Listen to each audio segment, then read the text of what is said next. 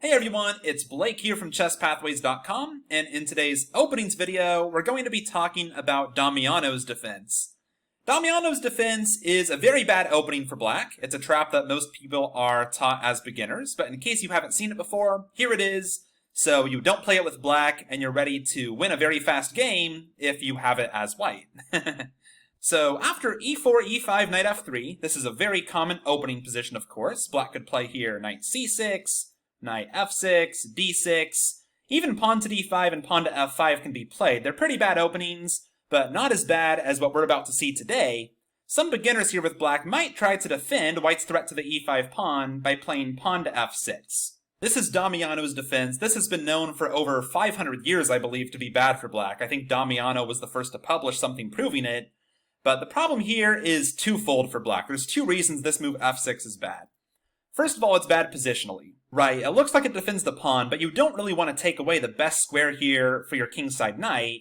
And you also expose the king on the king's short diagonal, which we know is a very dangerous diagonal for this king, because it's not very easy to block checks along this diagonal. Unlike on the other side of the board where the bishop could block, the knight could block, the queen could block.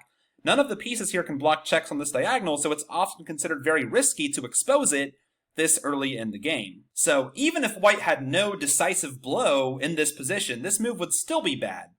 But it turns out white does have a very strong tactic in this position. White can go ahead and sacrifice a knight with knight takes e5. The point of this move is simply to unleash this queen to the h5 square where it can give check to the king, and black might have been banking on the fact that they can still block this check. They have one unit remaining on the board that can block a check here. They have this g-pawn, but that's not going to work out for black the way they hoped it would.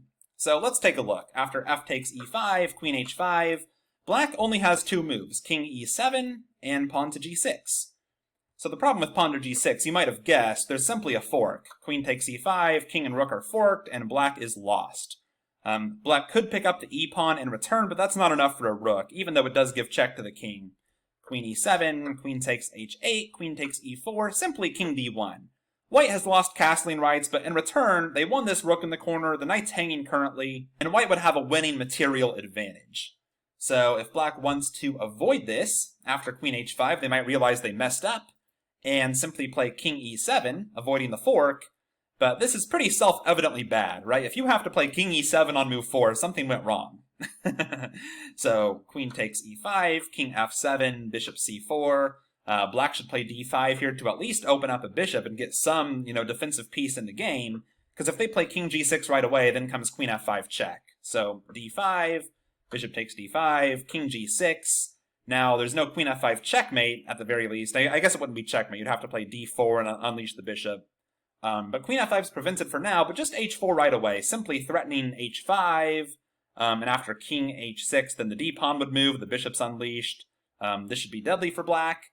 And if black plays h6 here, trying to give the king an escape, there's a pretty funny tactic here. Bishop takes b7, simply winning the rook trapped in the corner, and of course black can't take, because then queen f5 is actually checkmate. Black does have an in-between move, so you have to be careful and accurately calculate this, but it turns out after queen a5, now the queen can't be attacked, the queen still has access to f5, and the rook is just lost, because after bishop takes, queen f5 checkmate. So it's pretty obvious here that after knight takes e5, f takes e5 is just losing for black. Queen h5 wins.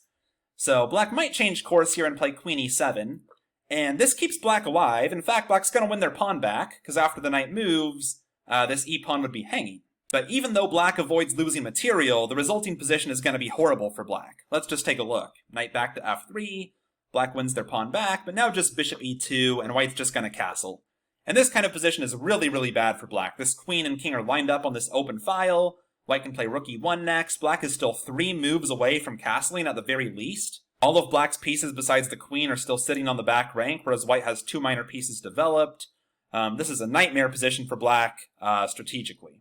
So even though it's equal material, you do not want to play this position as black, which means you do not want to play the Damiano's defense. Pick some other way to defend this e5 pawn. There's lots of other good moves in this position. Don't play f6. Alright, thanks for watching everyone. Please make sure you visit ChessPathways.com and get signed up there. It's totally free, only takes 5 seconds, and I'll send you a free move-by-move guide to chess thinking when you sign up. It took me way too long to become a chess master, and I want to help you do it in a fraction of the time. Thanks, and I will see you there.